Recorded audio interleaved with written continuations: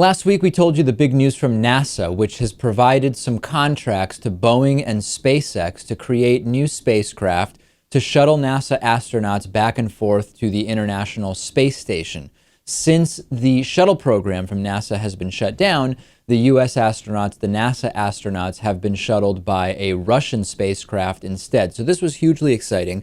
And I thought for this week's classic interview, we would go back to 2011 when I interviewed Bob Werb from the Space Frontier Foundation. Now, not only was Bob a very interesting and quirky guy, as you'll soon see and hear, he also had some really interesting things to say about the future of space travel, where we should be focusing. And as I've said so many times, anyone who's been watching us or listening to us for any significant period of time knows that I put a lot of importance in expanding space travel, not only because at some point, particularly at the rate we're going with regard to climate change, humans may need to seek another home if we are to survive as a species, but also because I think that the unifying effect that real progress when it comes to space travel could have, not necessarily will have, but could have on relationships between countries and between races, etc.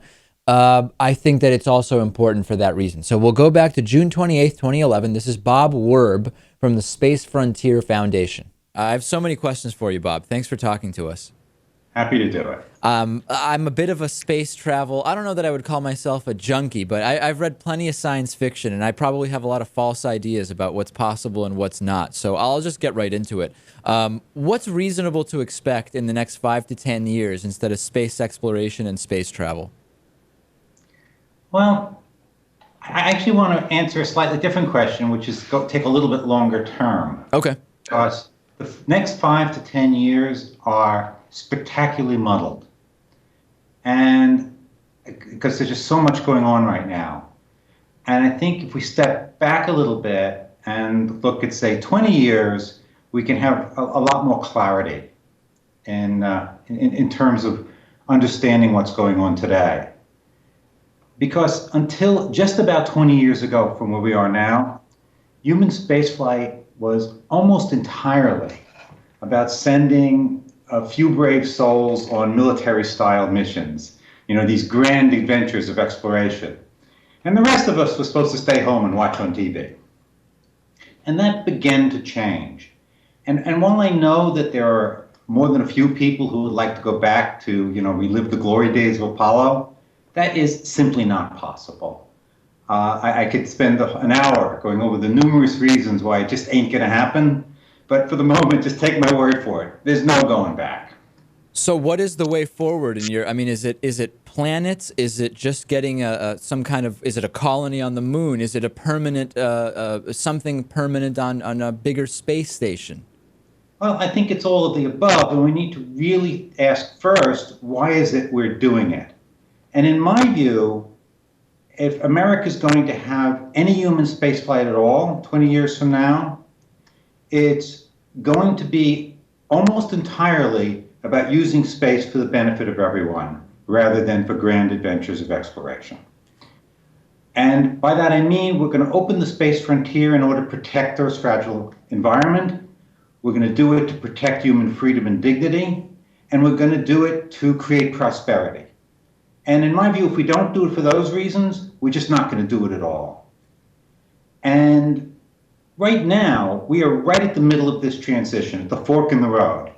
And these two very different goals are in really direct conflict.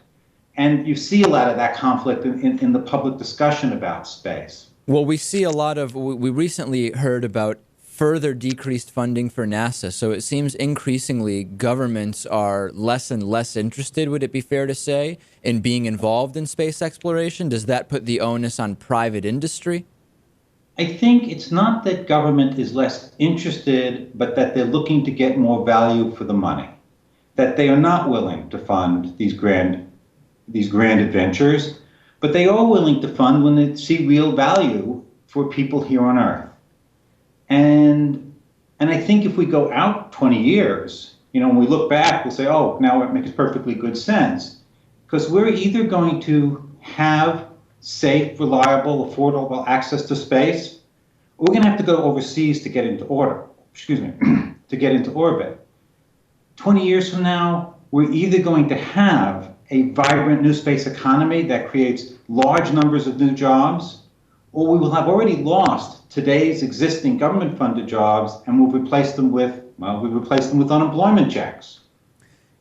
And in short, I really think that we're either going to be opening the space frontier or we are going to be watching it happen in other countries while reminiscing about our past glories. Do you expect the same time? We make this decision now. We need to choose which way we want to go. Do you expect the same type of this kind of patriotic, our country versus your country competition when it comes to space exploration going forward? It sounds like you don't think we've moved past that at all.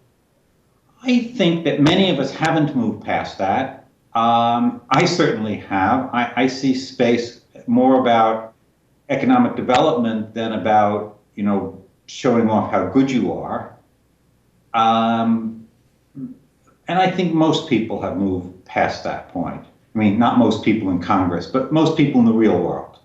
And what is the most exciting thing specifically that's on the horizon to you right now? I mean, that maybe most people don't even know about who are watching or listening to this. What has the most promise or you get the most excited about?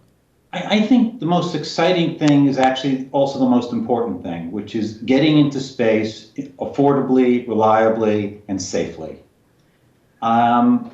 You look back at the space shuttle, which is about to fly its last mission, and that thing costs billions of dollars every time you fly it, and there's roughly a 2% chance that you're going to kill everybody on board.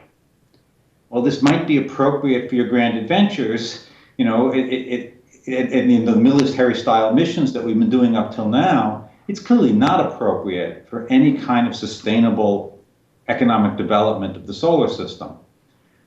And we are now developing new vehicles to go into space along two completely different tracks. On the one hand, there are people using old technology. These would be companies like SpaceX and Orbital that are using, 40 and 50-year-old technology to build new rockets that do the same thing as our old rockets, but do them much more cheaply and more reliably.